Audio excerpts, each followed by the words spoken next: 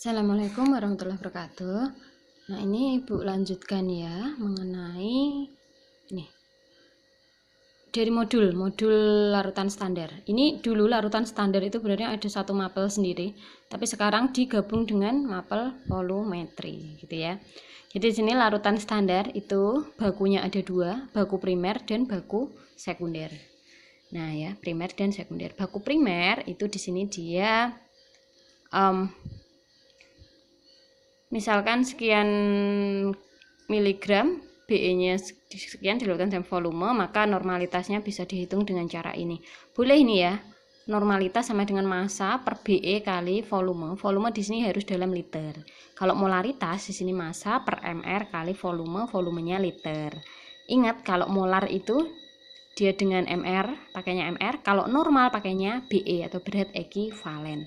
Dengan cara lain, kalau ibu lebih suka pakai rumus yang enggak yang rumus ini ya ibu sih. Tapi hasilnya sama saja, bedanya di sini liter ya. Kalau ibu suka pakai yang ini, normalitas massa per BE kali 1000 per volume, tapi di sini harus mililiter. Kemudian kalau yang molaritas, berarti massa per mR kali 1000 per volume, di sini mili. Oke. Jadi besok kalau kalian volumetri, kalian bingung menentukan BE-nya, untuk sementara kalian bisa pakai tabel yang ibu tentukan kala itu.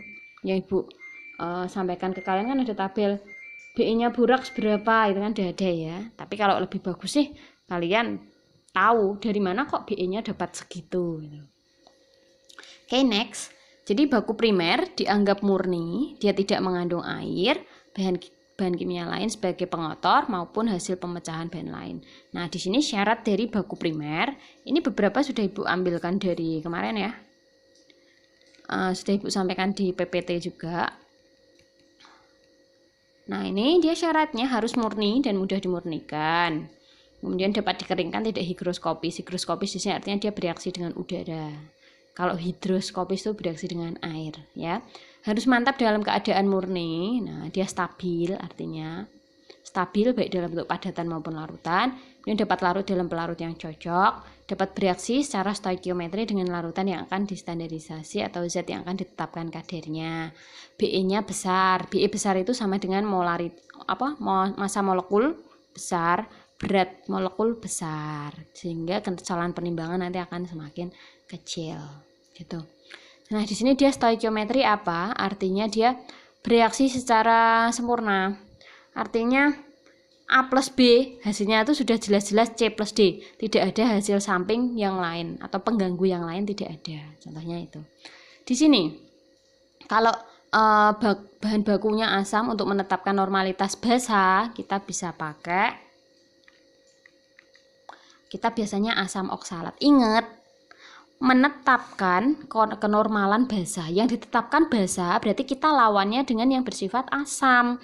Kita bisa pakai asam benzoat, sulfamat, asam oksalat. Yang kita prioritas pertama adalah asam oksalat di sini.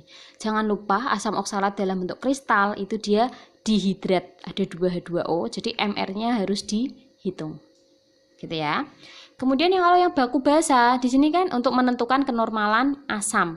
Jadi yang mau ditentukan adalah asam, berarti kita lawannya harus pakai yang bersifat basa. Ini ada basanya semua, ini kenapa Bu? Ada natriumnya. Natrium kan dia bersifat basa. Jadi meskipun ini garam, tapi dia garam yang bersifat basa. Nah, kita biasanya pakainya alternatif pertama itu boraks dulu sini. Ini alternatif pertama, ini alternatif kedua. Gitu ya. Seandainya nanti di UAS pilihan ganda keluar yang berupa ini, Ibu harap kalian sudah memahami itu ya. Next, baku sekunder. Nah, tidak seperti baku primer, bila melarutkan jumlah tertentu baku sekunder dalam volume tertentu, maka kenormalan tidak dapat kita hitung secara teoritis karena baku sekunder tidak mantap. Contohnya yang bisa menarik uap air, dia sini hidroskopis, asam sulfat pekat NaOH. NaOH aja sekali kalian timbang gitu, udah nanti dia cepat mencair kan gitu. Dia bisa menarik uap air di situ.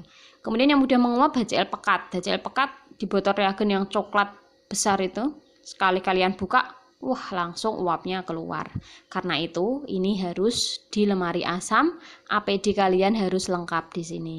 Pakai sarung tangannya tidak hanya sarung tangan yang karet tipis itu, bukan, tapi pakai sarung tangan yang latex yang benar-benar karet tebel itu.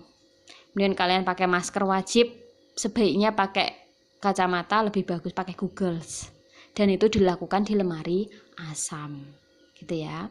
Kemudian yang contohnya menarik CO2 sini NaOH, KOH. Nah, ini kalau menarik CO2 terbentuk natrium karbonat, yang ini kalium karbonat. Tetapi larutan ini cukup mantap sehingga setelah ditetapkan titarnya dapat dipakai sebagai penitar. Nah, dia bisa bisa dipakai sebagai titar atau titran itu asalkan dia harus distandarisasi terlebih dahulu. Jadi ini HCl NaOH bisa sebagai titar gitu. Tapi syaratnya dia harus distandarisasi terlebih dahulu. Dulu ketika kalian praktek kimia dasar titrasi, itu konsentrasi NaOH yang diburet itu kan dia sudah 4 angka di belakang koma. Nah, itu artinya si NaOH ini sudah distandarisasi terlebih dahulu. Kala itu sudah distandarisasi oleh Mbak Erni ya, laboran kita di lab kimia dasar.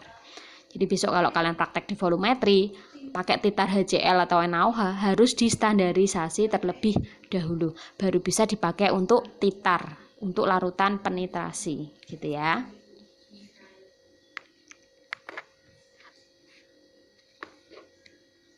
Baru kita satu halaman baru. Nah, pembuatan larutan NaOH. Nah, jadi larutan NaOH itu harusnya dia tidak langsung dari padatan langsung dibuat, tetapi kita membuat NaOH 50% dulu. Istilah lainnya lindi minyak.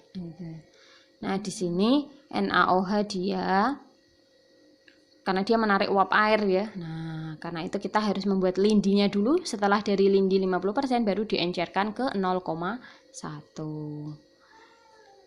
Nah, ini misalkan nih 100 gram NaOH padat ditambahkan sedikit demi sedikit ke dalam 100 gram air yang berada dalam gelas piala sambil.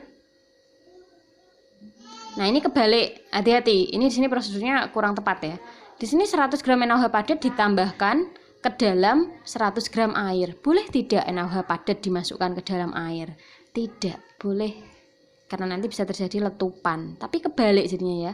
NaOH dituang dulu ke beker gelas, baru ditambahkan 100 gram air gitu. Kemudian di sini dia tidak akan larut, tetapi setelah 2-3 hari kotorannya mengendap. Nanti yang dipakai adalah larutan jernih yang atas, endapannya dibuang gitu. Karena endapannya itu bisa jadi dia mengandung karbonat, jadi natrium karbonat di situ akan mengendap. Ingat ya aturan kemarin, karbonat kan dia mudah mengendap.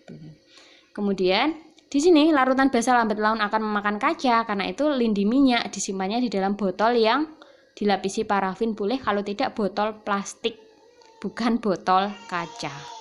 Oke, deh kita bersambung dulu ya. Nanti assalamualaikum warahmatullahi wabarakatuh.